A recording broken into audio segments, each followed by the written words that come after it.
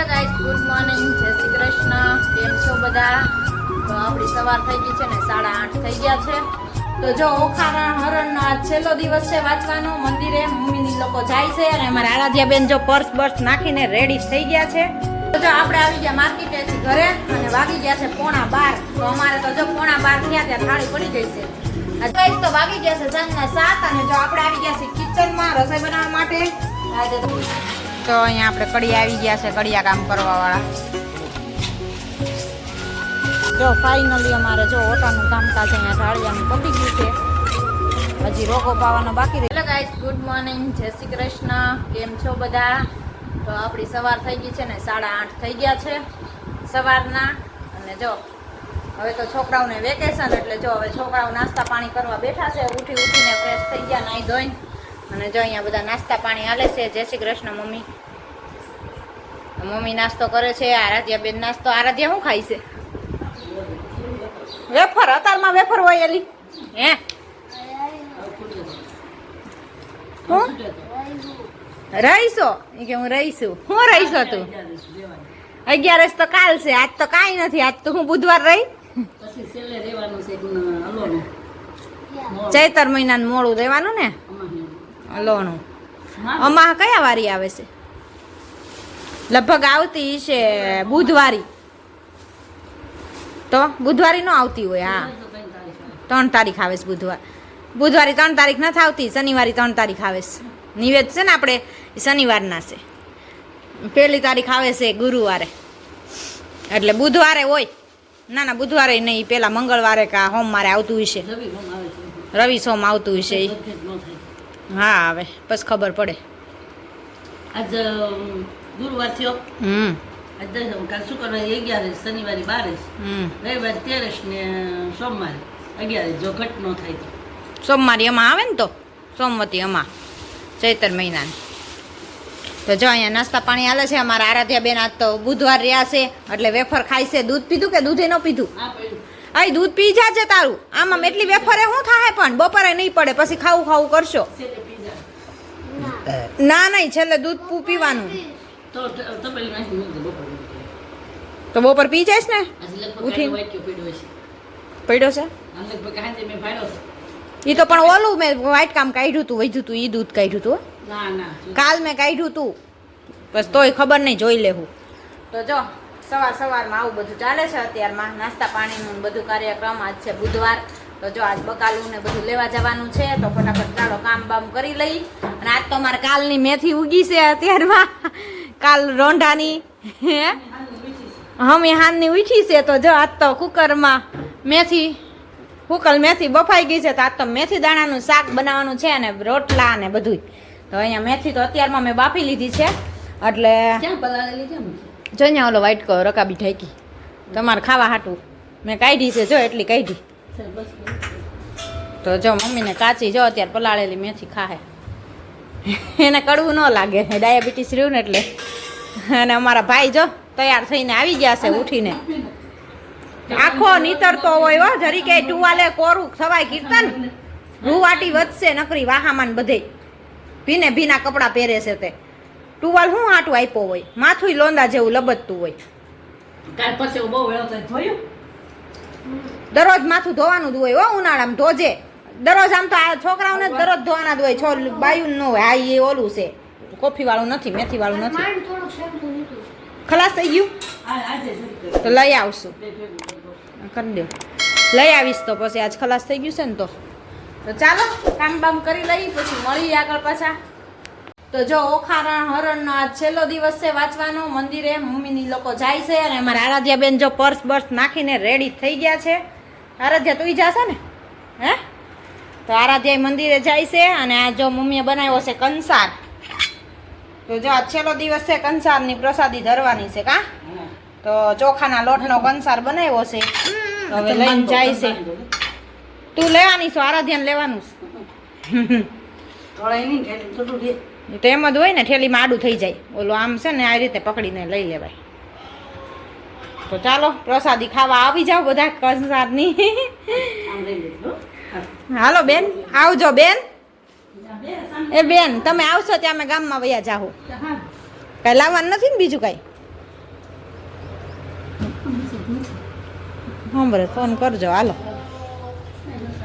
તો ચાલો આપણે પોતા બોતા મારી લઈ પછી જઈએ બજારમાં. 9 તો વાગી ગયા છે પણ બજાર ખુલ્લે મોડી 10 વાગે એટલે આપણે થોડાક મોડા લેટ જાહું કે કામ બધું પતાવી દઈએ.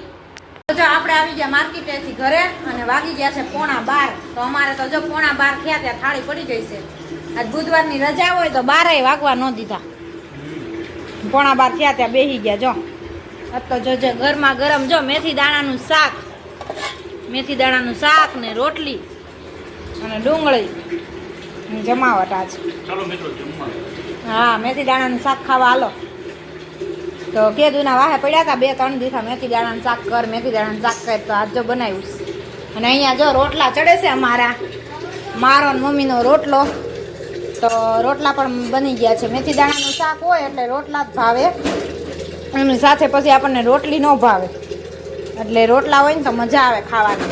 તો અહીંયા રોટલા બનાવ્યા છે, મેથી દાણાનું શાક બનાવ્યું છે. તો આવી જાવ બધા જમવા માટે. દેશી ખાવાનું બનાવ્યું છે આજ તો ગામડાનું. તો વાગી ગયા છે સાંજના 7 અને જો આપણે આવી ગયા છે કિચનમાં રસોઈ બનાવવા માટે. આજે તો બનાવવાનું છે લીલી ડુંગળીનું શાક. તો જો લીલી ડુંગળી બજારમાંથી આજ તો માર્કેટમાંથી લઈ આવ્યા હતા. તો હજી તાજી છે ત્યાં જો આજે શાક બનાવી નાખી. લીલી ડુંગળી ટમેટાનું શાક. ખીચડી તો ઓલરેડી અમારી રેડી થઈ જ ગઈ છે. અને અહીંયા આપણે જો તેલ મૂકી દીધું છે તો ડુંગળીનો વઘાર કરી નાખી ડુંગળીના શાકનું. અને આજે એક બીજું કામ પણ કરવાનું છે. જો રસોઈ બનાવીને જમી કાઢવીને ફ્રી થઈ જાય એટલે જો કડિયા કામ આદરવાનું છે. તો અમારે સિમેન્ટ બીમેન્ટ તો બધું આવી ગયું છે. તો કેમ કે જ્યાં રોડ થઈ ગયા છે અને જ્યાં આપણી જગ્યાએ કાચું રહ્યું છે ત્યાં બધું હવે આપણે સિમેન્ટ નાખીને પાકું કરવાનું છે. તો ફટાફટ રસોઈ બનાવી લઈને જમી લઈ. ચાલો આવો લીલી ડુંગળીનું શાક કોને કોને ભાવે કમેન્ટ કરજો. મસ્ત લીલી ડુંગળીનું શાક બનાવું છું અહીંયા. અને ખીચડી યારે બહુ મજા આવે ખાવાની. તો ચાલો બનાવી નાખી. તો ચાલો મળીએ પછી રસોઈ બનાવી લઈએ પહેલાં ફટાફટ. અને અમારા આરાધ્યા અને કીર્તન જો બહાર ઊભા છે અને જોવે છે બધું. કેમ કે વાતાવરણ અત્યારે તડકો વયો ગયો એટલે બહુ મસ્ત થઈ ગયું છે અને પવન પણ મસ્ત આવે છે બહાર. એટલે બહાર બેસવાની મજા આવે.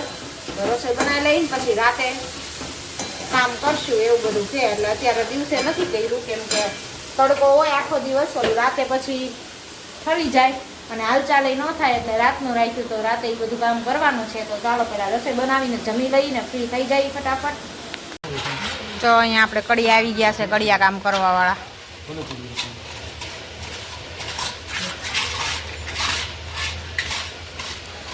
તો જો આ જર આખી પાકી કરવાની છે. અહીંથી ત્યાં લગીની લાઈન આખી માલ નાખે છે બનાવીને કાચો. પછી પાછો સિમેન્ટ વધારે નાખવાની. હાલો આપણી પાણીની ડોલ ભરાઈ ગઈ છે તો ફટાફટ દઈ અને પાછું બીજી ભરી જાઉં. પહેલાં પલાળ્યું છે અને પછી જો એમાં ભરતી ભરી છે ઓલું બધી ખાડા બુડ્યા. અને હવે પાકું કરશું. બે જાઓ ખાઈ લ્યો બેન. અમારી બેન જો ચિપ્સ ખાય છે. આરાધ્યા બેનને ચિપ્સની પાર્ટી. કાં આરાધ્યા? હાલ લ્યો પાણી જોયો વધારે. આજ સંગીતા બેનને કેવું પડ્યું.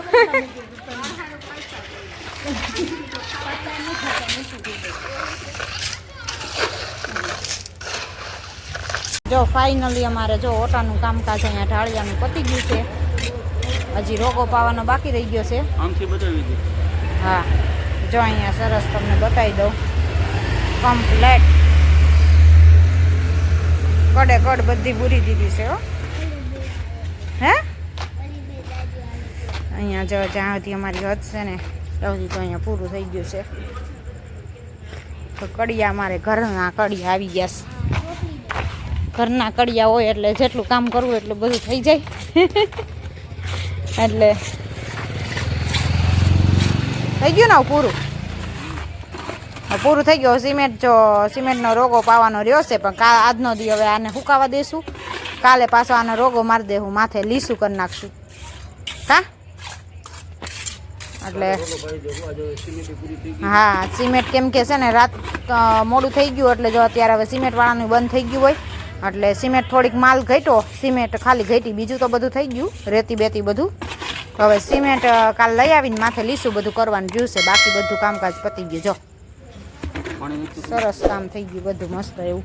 પાણી થોડુંક નાખું છું, હાલો કડી આવ્યા છે તો હારવાર રહેવું પડે ને.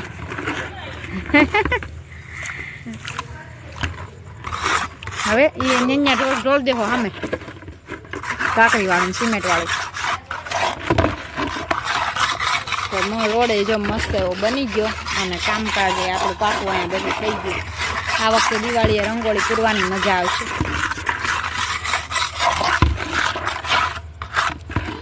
ટબ ધોવાય, આ ડોલમાં પાણી છે ને, તમારા હાથને ટબ ને બધું ધોઈ નાખો. હાલો બસ સારું પાણી પાછું ભરી આવી દઉં.